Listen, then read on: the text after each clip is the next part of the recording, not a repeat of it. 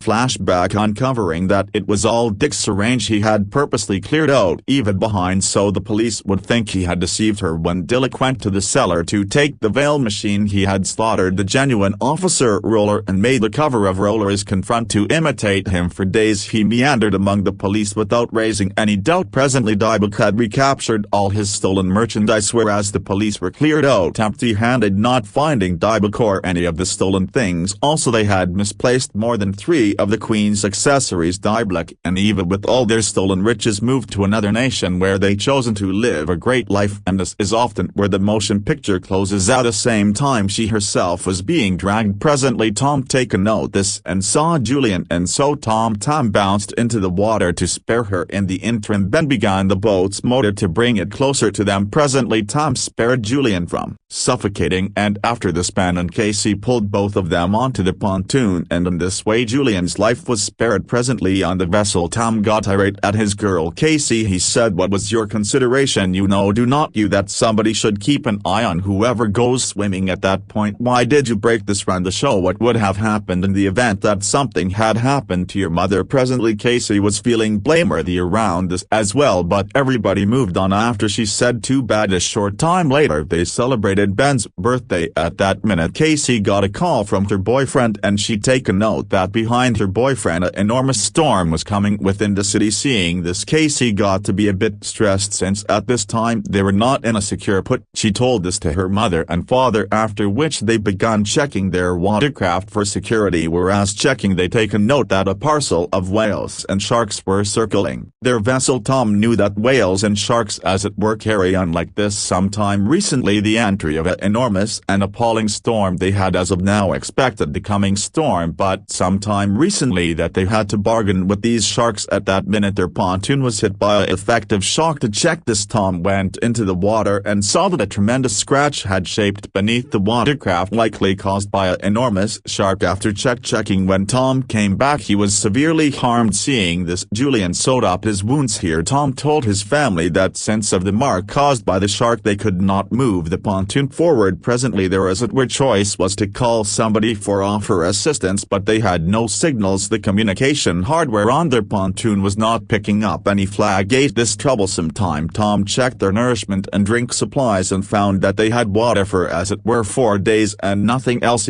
In any case they felt a few help knowing that they were on a shipping course and a few passing dispatch might spot them. Whereas they were examining this they listened to boisterous commotion from exterior. When they went out to see, a huge shooting star was coming toward them. It may collide with their transport. To dodge it Tom rapidly began the boat's motor, but he knew that on the off chance that he did this the vessel would get annihilated, and that's precisely what happened. The motor of their watercraft got destroyed and another right started heading toward them. To spare themselves they had no other alternative, so they went to the lower portion of the pontoon and put on life coats. After this they listened to boisterous sound and all of them misplaced awareness. When they recaptured awareness they found themselves lively in spite of the fact that they had wounds. The unusual thing was that a colossal gap had showed up in their watercraft, but water was not entering through it. When the family came out of the watercraft they were stunned to see the zone around their pontoon was secured with angle and the vessel was stuck in a rough precipitous range. It appeared as in the event that they had arrived on another planet. The put had totally changed. Where there was water fair final night there were presently tall mountains and pits. Tom rapidly took out his compass and checked the headings. He realized that something had gone off base with the soil. The posts of the soil had changed. The north post had moved to where the south post was, and the south post had moved to where the north shaft was. Since of this all the water of the sea had moved to where individuals utilized to live. Presently the sea had turned into a rive. After finding this the family was stunned. Tom clarified another terrifying reality to them. Everybody who had been on a rive would have kicked the bucket. Since of this move Casey got to be exceptionally frightened after hearing this and bolted herself in a cabin. In the meantime Julian began gathering anything nourishment supplies were cleared out. Tom discharged the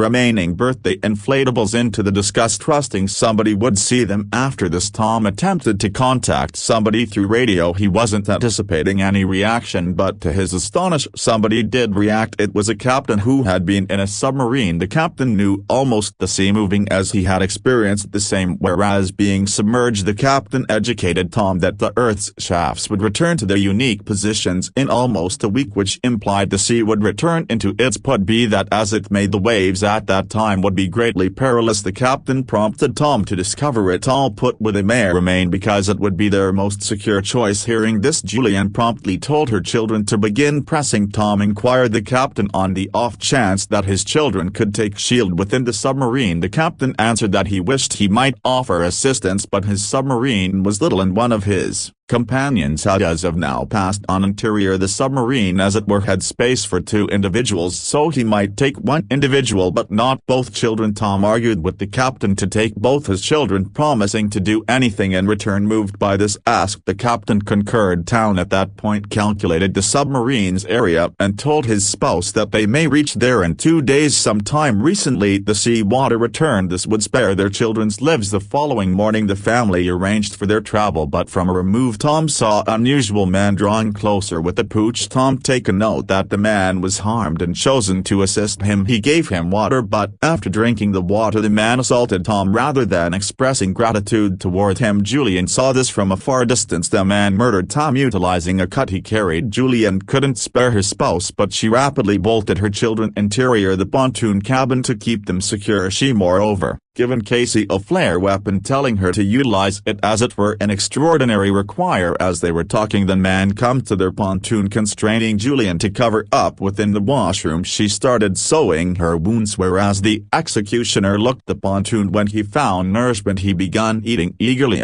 demonstrating that he hadn't eaten for days. After eating, the man looked for Julian, but by the time he come to the source of the clamor she had gotten away through the gap within the vessel. In any case, his canine spotted her, constraining Julian to slaughter the canine. To dodge being caught, she covered up beneath the vessel, avoiding the man briefly. When the man found his dead puppy he realized Julian was exterior the pontoon. He stepped down to rummage around for her, but Julian utilized the opportunity to climb back onto the vessel. Julian employing a broken piece of glass overseen to make a way back into the watercraft, but in no time after she was caught once more by the man. He gotten her by her hair and started beating her extremely, indeed tormenting her. He began choking Julian, but she by one means or another overseen to battle back. Case, who was observing all this from the cabin, recalled the flare weapon her mother had given her. She utilized it at the idealized minute. In spite of the fact that the flare weapon didn't hurt the man much, it caused their watercraft to capture fire. Julian rapidly snatched her children and decided to elude the burning pontoon. As they were clearing out, the man assaulted Julian once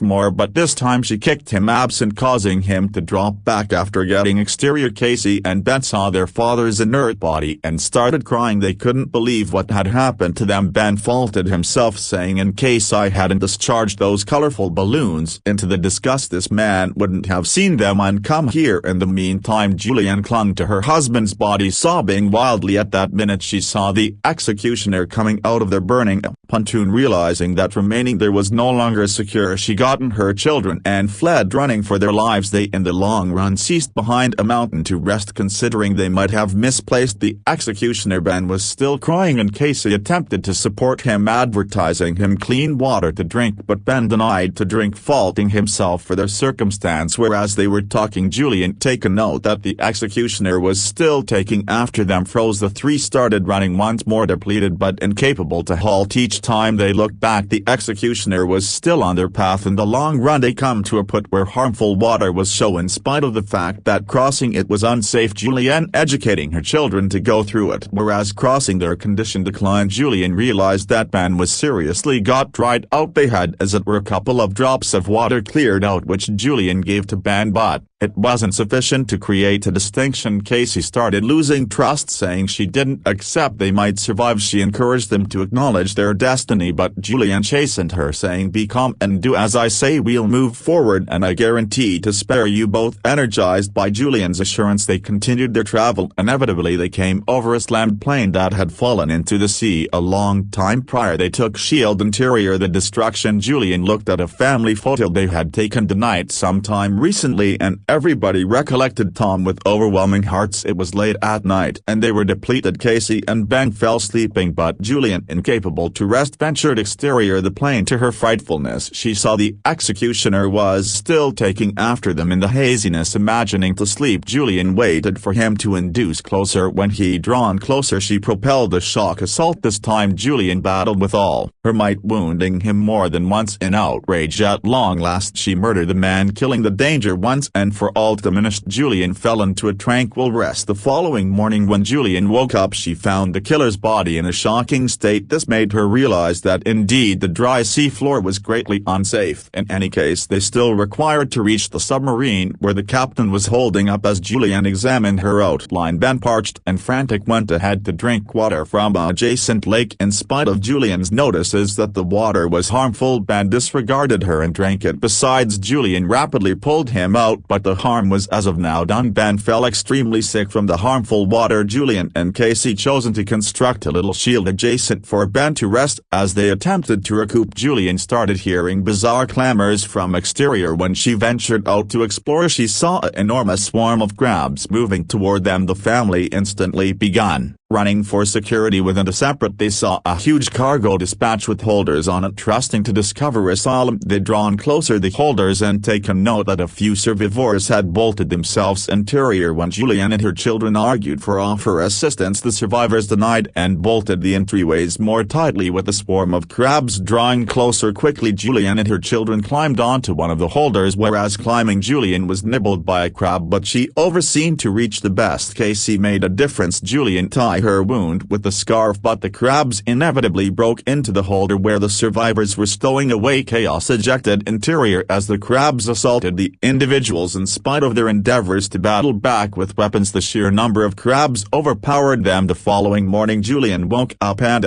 found that her children were lost. Panicked, she dreaded for their security in such an unsafe environment. She started crying, but before long saw Casey and Ben returning. They had gone to rummage around for nourishment and weapons and came back with supplies. Julian treated her crab nibble, whereas Ben worked on the weapons they had accumulated. Afterward, Julian reached the captain through the radio. The captain educated her that he had moreover been assaulted by ocean animals and was seriously harmed. He clarified that the sea water was starting to return, which was why the ocean animals were returning. In any case, Julian and her family now not had the outline to direct them to the submarine because it had been lost amid their chaotic elude. The captain let go his flare weapon into the sky to assist them find the submarine. Ben taken out the flare and they began heading toward the area, but their travel got to be indeed more challenging as they experienced a poisonous no man's land. Crossing it was amazingly unsafe, but they had no other choice as they moved forward. Casey started questioning Julian's capacity to spare them and started contending with her. Julian chastened her and demanded, "We are going move forward no matter what. I will spare you both." Empowered by her mother's assurance, Casey reluctantly proceeded. In any case, their good fortune ran out as an avalanche happened. A huge shake fell before Julian, trapping her. Casey denied to take off without her mother, but Julian made her guarantee to secure Ben and move ahead. Grief-stricken, Casey and Ben proceeded toward the submarine. When they come to the submarine, they found no one there. Frantic, they began slamming on the submarine's door. Suddenly, the captain showed up from behind, gravely harmed. He clarified that the submarine had room for 3 individuals. Hearing this, Casey quickly turned back to explore for her mother. In the interim, Julian was encompassed by crabs once more. She utilized her weapon to battle them off, but before long ran out of bullets. Fair as the crabs were approximately to assault her, Casey come to out her hand and made a difference. Julian eluded the family, hurried toward the submarine, climbing on board. Fair as the swarm of crabs come to them, an enormous tidal wave about 100 feet tall drawn closer them quickly. It looked unnerving and relentless. The wave smashed into the submarine with huge drive, causing everybody interior to lose awareness. When Julian woke up, she discovered that the submarine was not submerged. The tidal wave had carried it to a crushed city. On arrival, the scene made it clear that humankind had been about wiped out. The annihilated city symbolized the collapse of civilization as they knew it, and with this last appalling minute the story of the film closes. Companions, in the event that you like this video, if you don't mind, just like the video and subscribe to the channel. We'll meet once more in another astonishing video like this.